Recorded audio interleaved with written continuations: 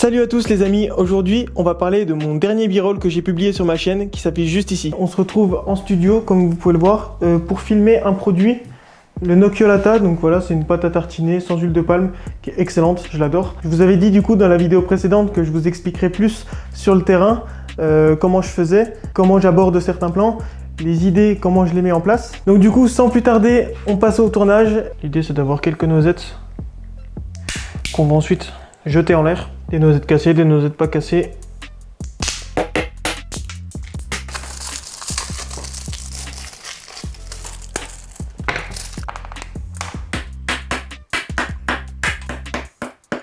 On met ça sur une assiette. Là, je suis d'au-dessus et je fais ça. Dès que tu jettes, moi je fais ça. Comme ça, moi, on va voir, tu vois, les trucs qui montent avec une caméra comme ça. En gros, la caméra tournait en quelque sorte autour de la nourriture. Qu'elle lançait ça avec une assiette, du coup.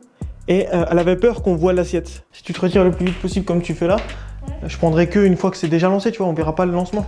Je couperai avant.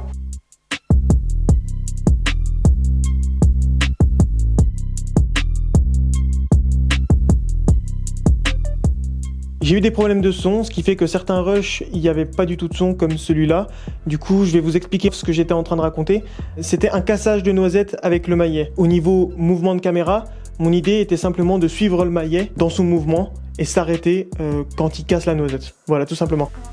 1, 2, 3.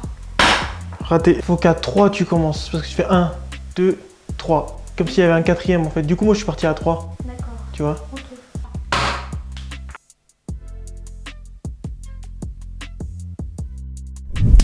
Le plan qui suit, il s'agit de faire couler de la pâte à tartiner liquide qu'on a chauffé au micro-ondes pour qu'elle coule plus facilement sur un Crisp Rolls. Je voulais faire un espèce de nappage au chocolat et avec la caméra reculer au même rythme que le chocolat.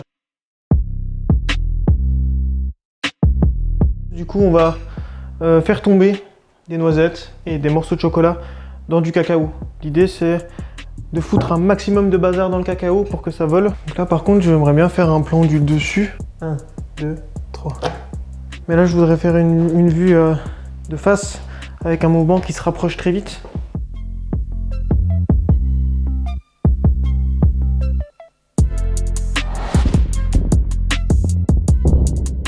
On va essayer de faire tourner une noisette sur elle-même très très vite et on va lui couler du Nocciolata dessus pour que ça fasse des filets de chocolat qui tournent. Avec un petit clou, on va faire un petit trou là bien au centre.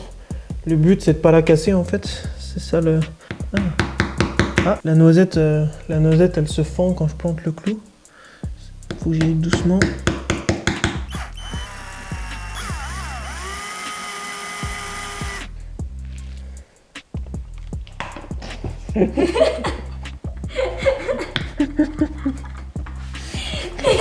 Putain. On va essayer de l'attaquer par le dessus cette fois.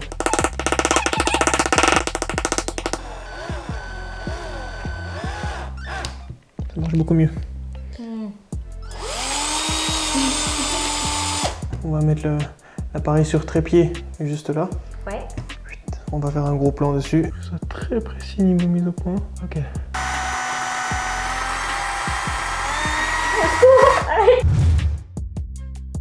Et surtout, il faut que je décale la lumière parce que je la vois dans le cadre. Et celle-là, on va la couper, je pense. Parce qu'elle éclaire trop le sol, enfin la table. Il faudrait qu'elle soit pareille de l'autre côté. Ah, il faudrait qu'elle soit là, celle-ci là. Je pars. Top. Donc là, j'ai mis le grand angle, 14 mm. Et on va faire un plan avec du jus d'orange en slow motion, qui tombe dans le verre. Donc en fait sur ce plan j'ai utilisé la technique du transtrave que vous devez connaître. L'idée c'est de zoomer en même temps que la caméra recule et ça crée les déformations du grand angle avec un mouvement opposé. Ça va donner un effet de grossissement. Donc là j'ai utilisé mon slider pour avoir un mouvement fluide. En slow motion avec le Lumix S1, si vous le savez pas, on n'a pas accès à la mise au point automatique quand on est en slow motion, en 180 fps.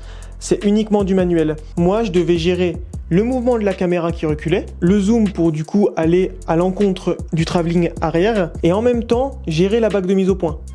donc c'était pas gérable. Donc ce que j'ai fait, c'est que j'ai triché un petit peu, forcément j'ai pas eu le choix. J'ai croppé un peu dans l'image alors que c'était du slow-mo, donc 1920 par 1080. Je me suis retrouvé avec une petite perte de résolution parce que j'ai dû aller au-delà des 100% d'échelle. J'ai reculé et géré ma mise au point manuellement. Et ensuite, le zoom, je l'ai fait en post-prod. On va faire une vue totalement en plongée sur le pot de Nokiolata. J'ai fixé du fil de pêche à l'intérieur donc du couvercle. On a juste à poser le couvercle sur le pot de Nokiolata, de le visser un tout petit peu, de faire un tour avec le fil de pêche qu'on met en dessous du couvercle. Et là, il suffit juste de tirer.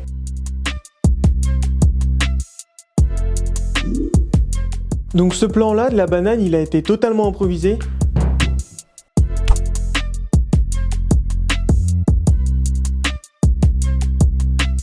Et du coup, je me suis dit que pour le plan final, on pouvait faire une espèce de petite scène de petit déjeuner, des éléments qu'on pourrait avoir au petit déj, donc du jus d'orange, des tartines forcément, le pot de Nokiolata et un fruit, une banane. Du coup, j'ai demandé à mon assistante, que vous pouvez aussi appeler Stagiaire Lily, hashtag Stagiaire Lily toujours présente dans les commentaires parce que c'est drôle. Et donc je lui ai demandé du coup de prendre le plan, à gérer la mise au point. Parce que j'avais mis le boîtier du coup en plan fixe sur le trépied, comme je fais actuellement. Comme vous pouvez le voir du coup sur le dernier plan, sur le plan final, j'adore utiliser le fil de pêche parce que ça permet en fait de faire bouger les éléments sans utiliser ses mains et pouvoir supprimer en fait, avoir l'impression que l'objet vole et s'anime tout seul en fait, qui bouge tout seul. Et je trouve ça super intéressant dans les b-rolls, ça crée tout de suite un effet assez impressionnant. Vous connaissez la technique, j'en ai déjà parlé dans mon behind the scene sur le tiramisu Oreo. D'ailleurs, je vous invite aussi à aller voir la vidéo du tiramisu Oreo qui s'affiche juste là. Je vais vous créer des playlists, j'ai déjà commencé à les créer, avec d'un côté les behind the scene, les b-rolls et les vidéos sportives. C'est les projets sur lesquels j'ai le plus travaillé jusqu'à maintenant, où j'ai pu sortir le plus de contenu. Là, on arrive au deuxième behind the scene et il y en aura d'autres, notamment un qui est prévu pour bientôt, qui va être extrêmement complet, avec une vidéo beaucoup plus grosse et beaucoup plus lourde. C'est un projet que j'ai derrière la tête depuis quelques mois et que j'ai enfin pu en fait réaliser le week-end dernier. Et du coup, évidemment, la vidéo va bientôt sortir sur mes réseaux, notamment Instagram, c'est là où je suis le plus actif. Et je vais essayer de maintenir un rythme assez régulier. J'aurais bien aimé sortir un projet par semaine, mais j'ai un travail à côté et ça me demande trop de temps, c'est pas gérable. Donc je vais essayer de me maintenir à un projet toutes les 2 semaines. Quand je dis projet, c'est vidéo plus behind the scene. Comme d'habitude, j'attends vos retours, vos remarques en commentaire. La dernière fois, j'ai eu pas mal de retours. C'est super motivant pour moi en fait. Si vous voulez que je vous sorte toujours plus de contenu, j'ai besoin de vos avis, j'ai besoin de vos retours parce que ça fait souvent super plaisir et même quand c'est négatif, c'est très constructif pour moi. Donc voilà, surtout n'hésitez pas à me faire des retours en commentaire sur Instagram, m'envoyer des DM, etc. C'est super motivant. Je vous laisse partager la vidéo si vous avez des amis vidéastes parce que ces formats s'adressent essentiellement à des créateurs de contenu, à des vidéastes qui ont besoin de parler technique. Si jamais il y a des points techniques que vous voulez que j'aborde, surtout dites-le moi en commentaire. Si vous vous posez des questions sur comment j'ai fait telle chose, quel réglage j'ai utilisé que j'ai pas dit dans la vidéo, ça m'aidera aussi pour le contenu des behind the scenes. Parce que c'est tout nouveau pour moi, j'essaye petit à petit de mettre en place des choses. Sur ce, j'en ai fini pour aujourd'hui avec le behind the scene sur le Nokiolata.